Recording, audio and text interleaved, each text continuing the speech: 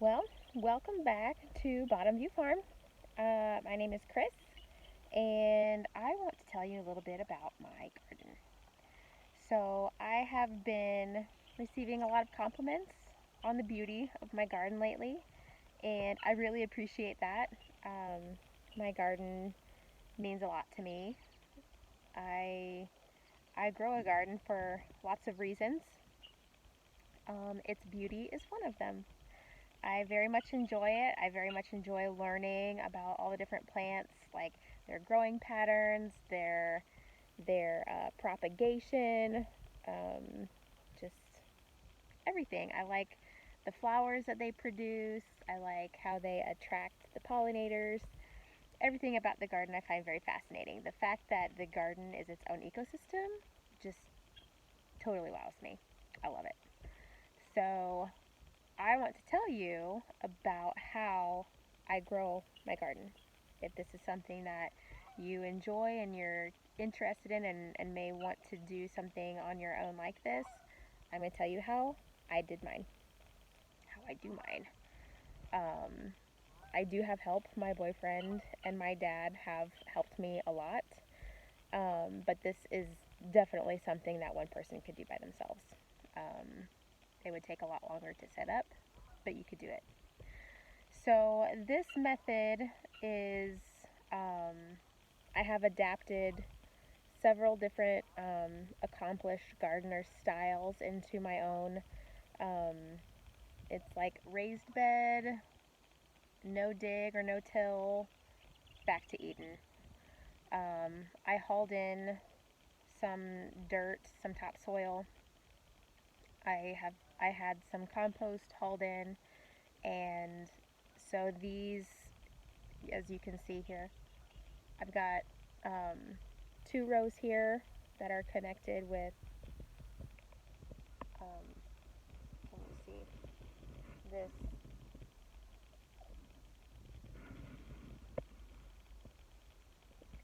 this cattle panel goes over. I've got three in each section. I have two rows here connected by three cattle panels, and then I have two rows down there that are connected by three cattle panels. Um, and so each row, we did till the earth. However, it is largely clay. And so we tilled that, and then we brought in topsoil, and we tilled that together. And then before I planted, we added a couple inches of compost, and that has worked very well this year. And so the method of gardening that I claim to use is Back to Eden, which is a no dig or a no till method of gardening. It encourages uh, the Earth's natural ecosystem and life cycle to be a contributing factor in your garden. And so um, I I don't feel that I have to kill every type of plant that I didn't put here. I don't feel that I have to kill every type of insect that lives here, except mosquitoes. I do want to kill all the mosquitoes. Um, However, a lot of insects I find are actually beneficial to the garden. They may not be beneficial in your home, but they are absolutely beneficial to have in the garden. And so I like to encourage them to be here. Um, all of my herbicidal, pesticidal practices are organic, and they are not in any way toxic to humans. However, they more often they discourage critters from being here rather than killing them for being here, and so they're not necessarily toxic. Um, However, some of them are. Um, and I'll make another video about that. But today I just want to talk about um, the soil that I use and the practices themselves and why. So, um, basically, what I'm doing is allowing nature to be nature while harnessing it to produce a lot of food. Just kind of directing it rather than commanding it to do what I want. And I have found that it works much better, at least for me. I know a lot of people have been gardening for years and their ways work great for them. Cool. Good for you. I have not been able to get those methods to work for me, and that's what led me to this. And I feel like it is more homogenous with my lifestyle and my personality than like commercial gardening and farming methods are. So let's talk about back to Eden gardening. Um, Back to Eden is a method of gardening, like I said, that um, understands the way nature and the earth work. It's understanding God's original plan, his design. And if you take anything away from this video, just one thing, please let it be this: that when you live your life the way that God intended for you to live your life, any way, it will work out better than you can force it to. And so my journey to understanding health, I feel the same, and it was my journey trying to acquire health the way God intended to, which is what led me here to this type of gardening style. Once I understood the way God designed the earth to work, I was then able to get my garden to work by letting it do its own thing and just kind of like encouraging it in a certain direction, you know? Um, Understanding the purpose of weeds was monumental for me. I watched a documentary.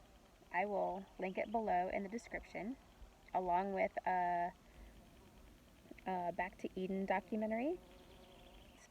Full length video. It's like an hour and 45 minutes long. It is full of commercials, so just be prepared for that, but full of information, kind of what I'm describing here. And then this other video about a man who purchased a bunch of commercial farm ground in Australia or New Zealand and let it go. Just completely let it go.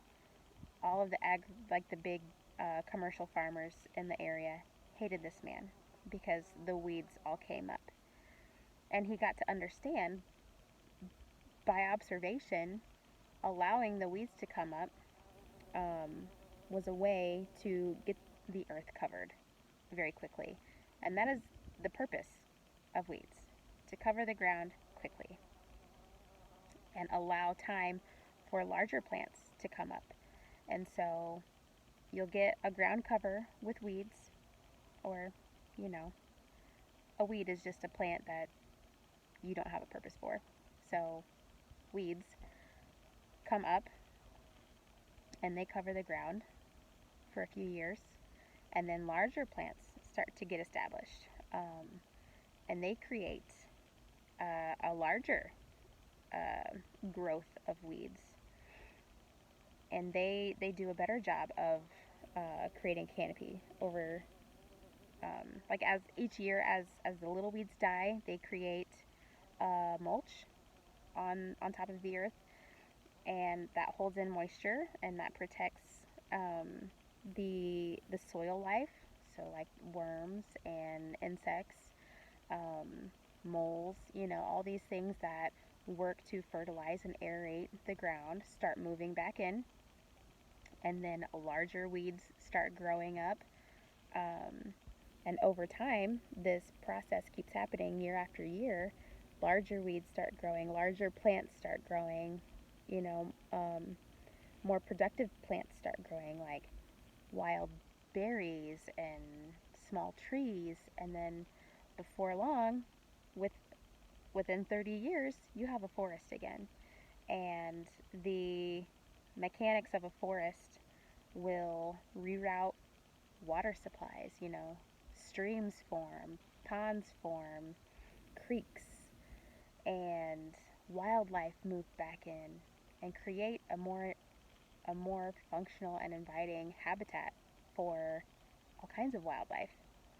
And so this is basically the premise behind Back to Eden gardening, is allowing nature to do nature and just directing it so that the nature that you have here is the kind of nature that provides for your needs. So here in this little section of nature, there are wild things in the soil. There are wild things flying all around that I want to be here. I want the bugs here. I want the wasps. I want the butterflies. I want the dragonflies. I want the bees. And I want the worms in the soil, and I want all those things that are supposed to be there to be there. And in time, with with proper support, you will have the beneficial insects. The pest insects will be run off by your beneficial insects, and certain plants keep the pests away. I could plant more herbs here and the mosquitoes wouldn't be so bad.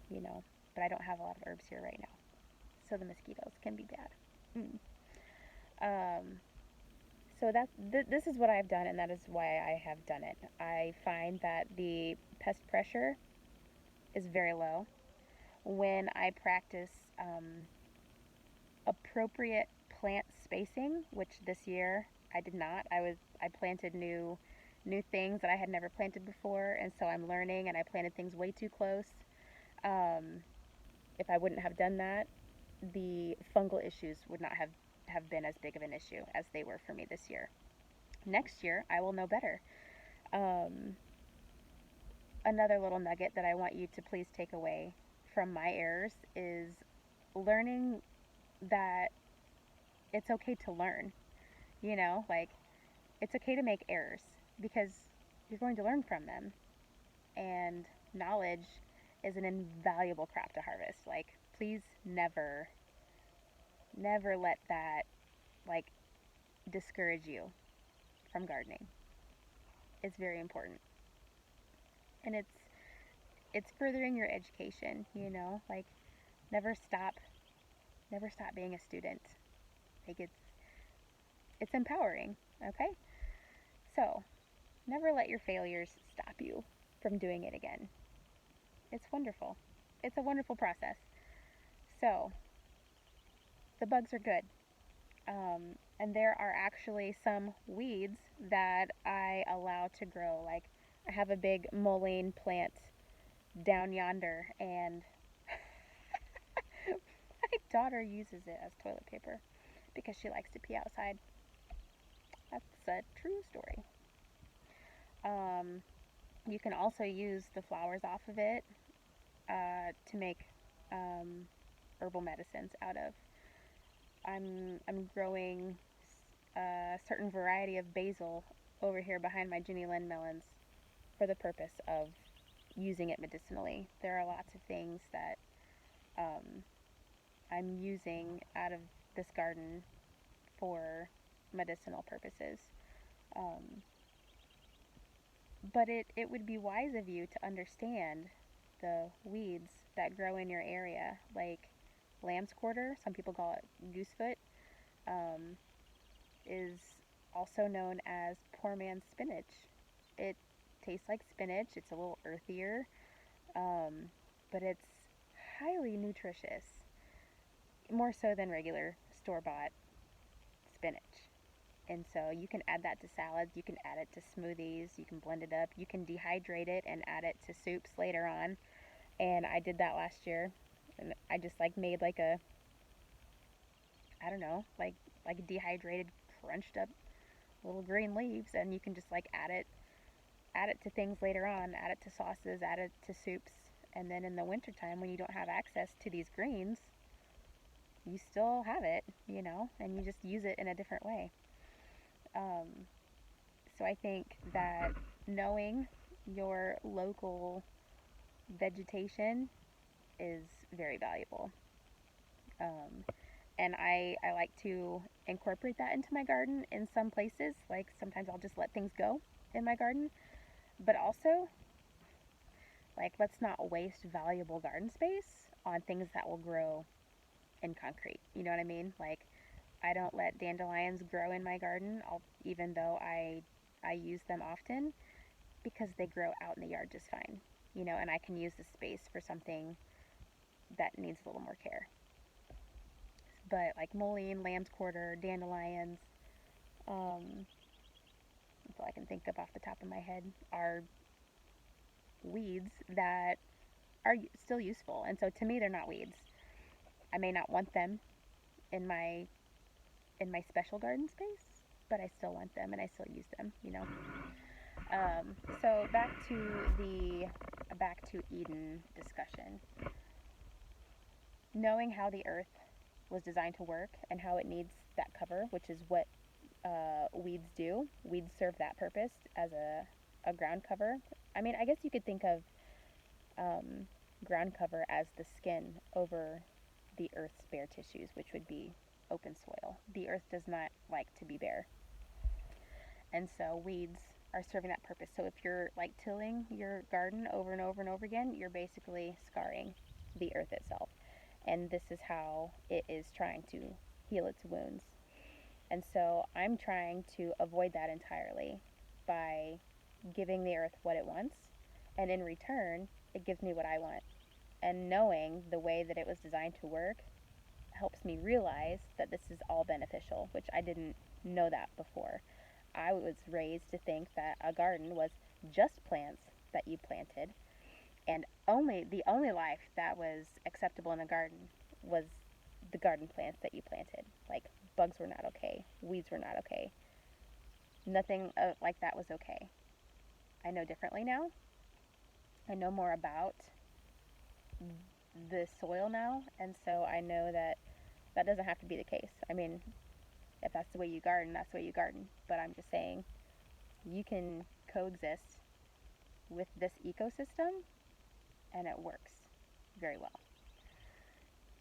So getting it established is quite labor intensive. You really do have to work at developing healthy soil. Healthy soil produces healthy plants. And so compost. Compost, dude, compost. Add that organic matter to your soil and it will pay you back exponentially. And so if you have room to produce your own compost pile, I highly recommend it. It doesn't have to be, you know, mountains and heaps, but it can be depending on how big of a garden you want to have. A mountain and a heap would be great.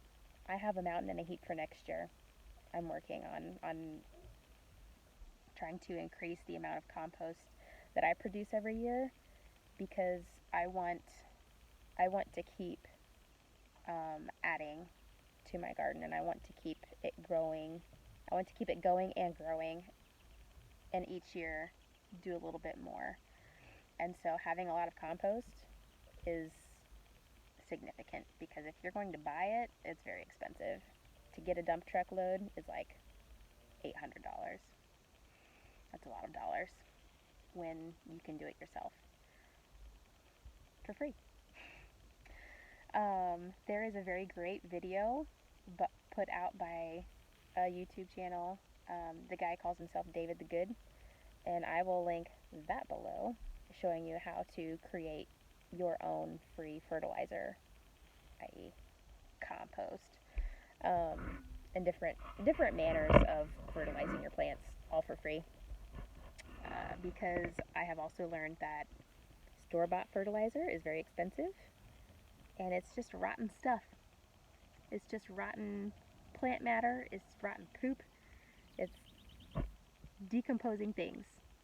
And I can do that here. I can let things decompose. All you have to do is put it in a pile. I can do that. So can you. So, it's really important to keeping healthy soil because it's going to feed the critters that feed your soil. And it's going to feed your plants. So, be mindful of the dirt because it's valuable. And the critters that live in it are valuable. They serve a purpose.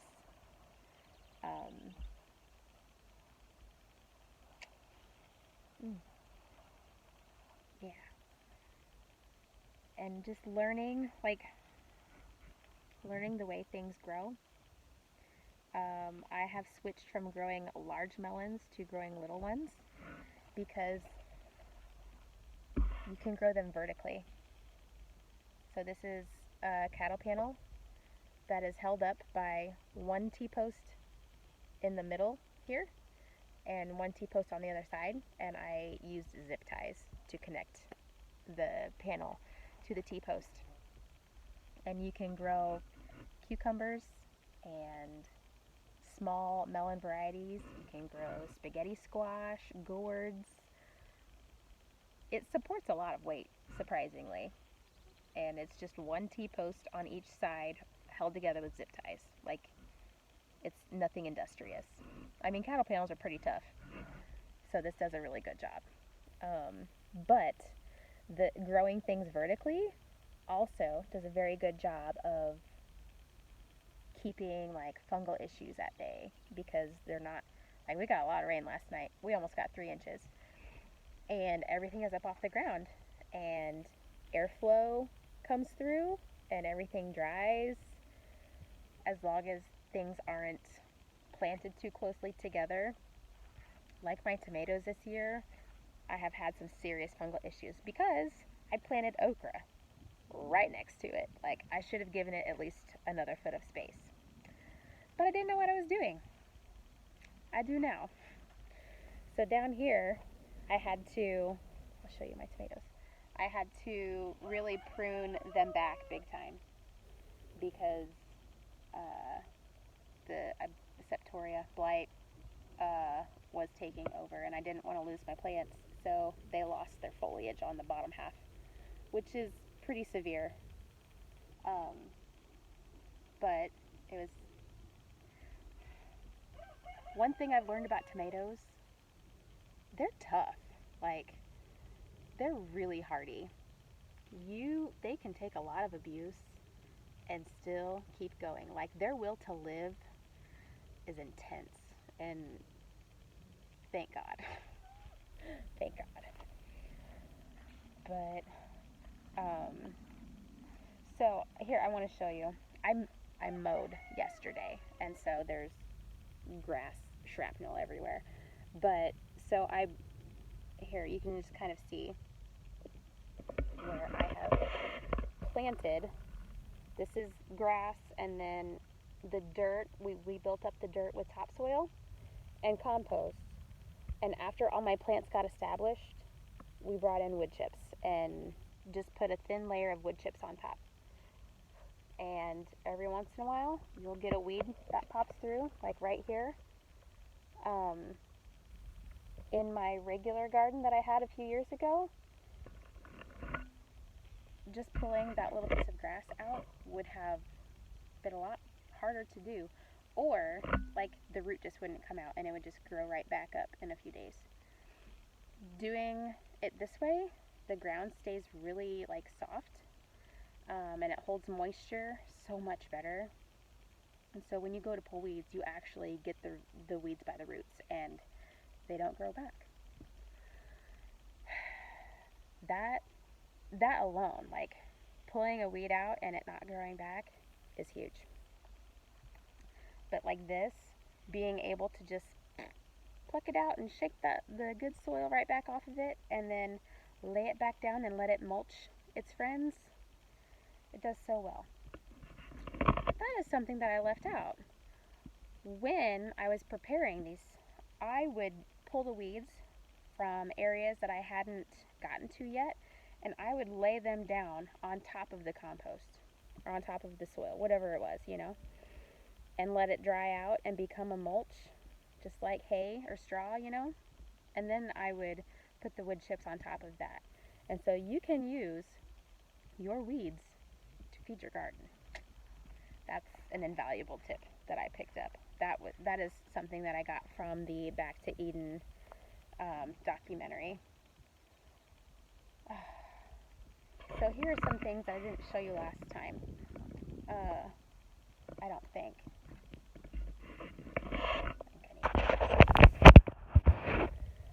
Okay.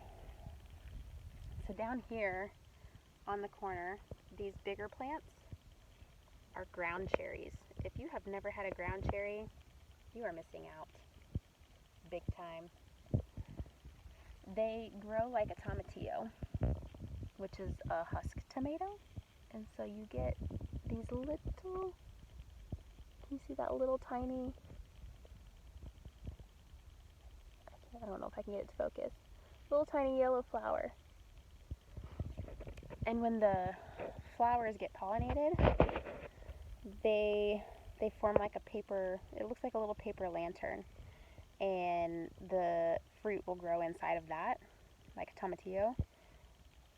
And then when it gets ripe, the whole thing falls to the ground, and you harvest your cherries off of the ground. So that's why they're called ground cherries. But they're delicious. People in the gardening communities often refer to them as garden candy, and with good reason. One more thing. See? Okay, look at my amaranth. I had mentioned that I was going to cut it back because it's casting a lot of shade over here. And God was like, yes, Kris, cut it back. And it's fallen over. I need to just take it out. It's really not serving me any purpose other than I just thought it was cool. I grew it last year for novelty, and it reseeded itself, and I let 3 big plants go. Just for the fun of it. Here is my summer squash plant that is being held up by these 2 stakes. It did fall over last night in the wind and rain, but I was able to just prop it back up, and it's doing just fine. It doesn't look like it took on any traumas or anything. But one more thing that I never mentioned in the video from last time are these okra. These are orange June okra, and we're just starting to get little flower buds. So within a few weeks, hopefully, we'll have some okra off of these plants. And then over here, eek, they're so cute. These little sunflowers. They're called teddy bear. Little teddy bear sunflowers. Adorable. I love them. Okay, this is not a garden tour. I'm sorry. This is not. I'm getting myself segued. So anyway, put you back down here. So there are lots of ways to garden, and there are lots of ways to garden effectively. This is the way I'm doing it because I feel it's the way that God designed for it all to work. And I'm trying to do that more with my life, doing things the way God intended. I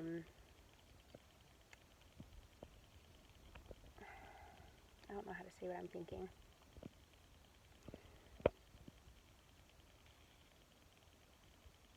I think a lot of people like to assume that if you are a Christian, then you are not Team Science. However, I feel like that's like so far off base. I love science, and over the last few years I have really come to love plants. Like when I was growing up, it was all about animals, and now like I'm really, really interested in gardening and plants and nature in general, just the cycle of life, how everything supports everything, there's a lot that you can take away from that. Like there's a quote that I read one time that was like, the sun doesn't shine for itself, or the sun doesn't soak up its own rays, the river doesn't drink its own water, the trees don't eat their own fruit. Like we all have something to give, we all have something to offer, and it's not for ourselves. And that's not the exact quote, but that's definitely the gist of it. And like being surrounded by this garden all the time just reminds me of that. And it's just like being in that constant state of, it has so much to offer and nothing for itself. It's constantly giving and it's constantly being fruitful, and that's something that I try to remember and strive for. You know, I have a lot of like we all do, like not just me, just anybody, any human person has a lot to offer, and it's never for themselves. However, bringing joy and bringing aid and help to other people is often deeply rewarding to you as well. And so these plants have a nice place to live, and in return, they feed me. And they feed all of the little beneficial insects and critters that come. And they wouldn't be fruitful without them. And so I'm very happy to have all the pollinators and all of the beneficial insects in my soil, because I'm learning that they all support my plants just as much, if not more, than I do. And we have a very healthy and happy ecosystem happening here. And that is why I like to garden the way that I garden. I like to incorporate different varieties because I like to see the differences. I like to be able to grow things that you can't find in the grocery store. That's part of the engaging factors that draw me in every year. I like learning that there are purple green beans that taste just as good as green ones, and there are variegated ones, and there are pink ones. There are melons this big, just like there are melons bigger than your head, you know? I like to grow all these different things because it satisfies my curiosity, and it helps me learn, it helps me see, like firsthand, just how creative God is. Like, He didn't just create a green bean, He created dozens of kinds of green beans. He didn't just create a chicken, He created hundreds of breeds of chickens, you know, same thing with dogs. And He didn't just create a person, He created so many different kinds of people. Like, the diversity in this garden, the diversity in this world is something to treasure. It's what makes everything so interesting. It's what makes everything so engaging. Diversity is what makes the world go round, and it's what makes my garden such a beautiful and well functioning garden. So I hope you find it helpful and encouraging, and I hope you share your gardening endeavors with me. Thank you for coming back to Bottom View Farms yet again, and have a good day. Bye.